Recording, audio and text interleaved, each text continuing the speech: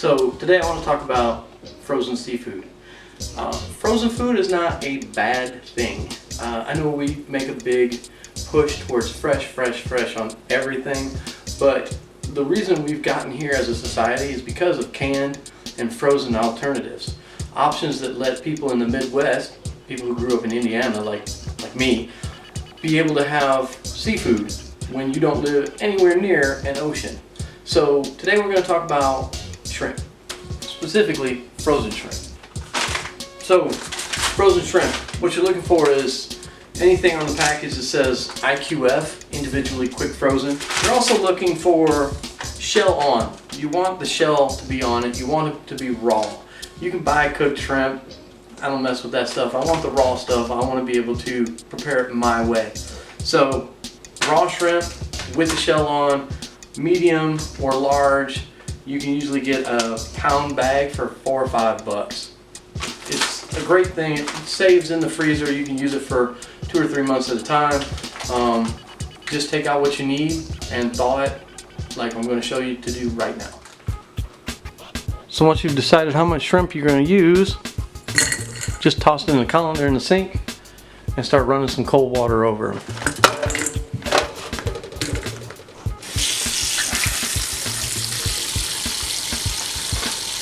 And again, because they're frozen, you can take out just what you need and save the rest for the next batch. So after 10 minutes, your shrimp should be thawed out in that cold running water. Now these shrimp have already been split and deveined, so they're cleaned already, head removed. And all you have to do is peel off the shell like that. You just kind of grab it up here at the top, give it a pull at the legs, and then squeeze the tail out. That's all there is to it. Now, save those shells. Don't pitch those out because we got things to do with those. Alright, now that we've got our shrimp all shelled and cleaned and ready to go, we'll go over to the stove, get us a nice ripping high heat, medium high. We're going to put in a tablespoon of our garlic butter and let that brown off a little bit, melt down. There's a little touch of olive oil in here as well, and that helps to keep the butter from popping, especially as I'm putting in the wet shrimp. So the shrimp will go in. This is going to be really fast, so we'll just let the camera run and I'll show you. It won't take more than a minute or so. Now, even though we're talking about the benefits of using frozen shrimp, don't get confused into thinking I don't like fresh. There's just room for all of it in our diet. I mean, if you can get it fresh, by all means, fresh is always better. It always tastes a little bit different, a little bit better. So, but don't turn your nose up at frozen foods either. A lot of instances, the frozen is actually better than the fresh because purveyors get in there and they get first dibs on things like peas and corn and things like that, and they actually have better product frozen than what you can find fresh at the grocery store. Now, if you have a farmer's market, yeah, that's another loophole. And as you can see, we're already turning our shrimp, flipping them over. We're just about done. And they, just as soon as they turn pink, they're pretty much done. You don't want to overcook them. They turn into rubber, and they're unappealing to chew when they're like that. So don't overcook them. Just get them pink. We're going to flip them. Give them a little shake. Keep them moving. And at this point, turn the heat off. Just like that. And these are done. Just like that. That fast. Now we're going to add a little bit more flavor and stop this cooking process with a dash of white wine. I'm going to use a Pinot Grigio, but by all means use any white wine you want to. And we're going to use a little less than 1/4 cup. I'm really just pouring it straight out of the bottle, just a splash. And that'll do it. And that helps stop that cooking process. So let's get on to some other flavor enhancers.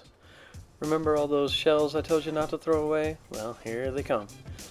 So, 1/2 pound of shrimp shells, tails, put them in about 2 cups of water, stick that on a high burner, and then we're going to throw in some of these, the things I told you not to throw away when you're doing your prep. So here's some carrot peels, and just all the things that you couldn't use, the root ends of a leek, an onion, the not so pretty ends of the celery, yeah, there it goes in, and any little pieces that weren't pretty enough to use, we can use them right here. We'll get that flavor out of them with a little boiling water. And of course, about a teaspoon of salt and pepper. And again, I mix my salt and pepper about 3 cups of kosher salt to a cup of coarse ground black pepper. Once you get it to a rolling boil like so, just keep it stirred up. Don't let it overflow. Don't let it overboil. Keep everything mixed around.